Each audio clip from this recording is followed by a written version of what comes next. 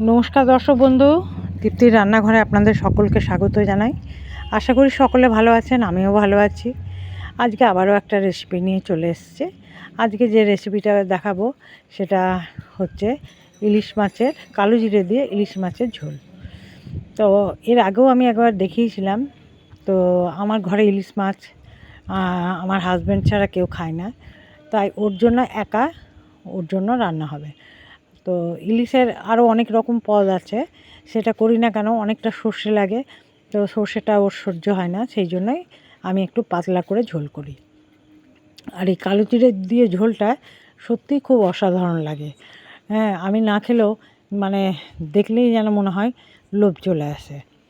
তো যাই হোক, দেখলেন ইলিশ মাছ দুটো ভালো করে ভেজে নিচ্ছি। ভালো করে আগে ধুয়ে একটু কম করেই ভাজবো। তো ভাজা আমার হয়ে গেছে। দিচ্ছি আমি বেগুন। আমি মাঝারি সাইজের একটা বেগুন 4 ভাগ করে কেটেছি, আর আলু দিয়েছি একখানা। মাছটা যখন ভাজলাম দেখে আমি একদম সামান্য তেল দিয়েছিলাম, তো অনেকটাই তেল বেরিয়েছে। তো সেই তেলটা রেখে দিয়েছি, ওটা শুকনো ভাত দিয়ে খাবে। আর আমি মশলা বেটেছি শুধু আদা আর কাঁচা লঙ্কা, দুটো কাঁচা লঙ্কা। এর মধ্যে দিলাম জিরে গুঁড়ি, ধনে গুঁড়ি, কাশ্মীরি লঙ্কা গুঁড়ি আর একটু চিনি দিয়ে এবারে ভালো করে, নুন তো আন্দাজ মতো নুন দিয়েছি, আর সবই দিয়েছি আমি চা চামচের হাফ চামচ। এবারে মশলাটা একটু জল দিয়ে ঢাকা দিয়ে দিয়েছিলাম, আর পাশে একটা কড়াতে গরম জল হতে দিয়েছিলাম।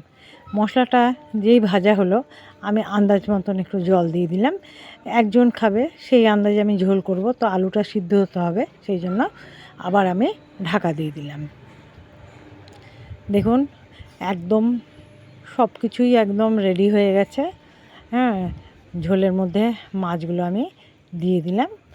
ঝোলের মধ্যে মাছগুলো দেওয়ার পর আরেকবার ভালো করে মাছটা উল্টে পাল্টে নিচ্ছি। আর আলুটাও দেখুন একদম কি সুন্দর সিদ্ধ হয়ে গেছে। অবশ্যই আপনারাও এমনি পাতলা ইলিশ মাছের ঝোল একবার করে দেখবেন। এরপর আমি সামান্য একটু কালো জিরে নিয়েছি 1 চামচের মতন।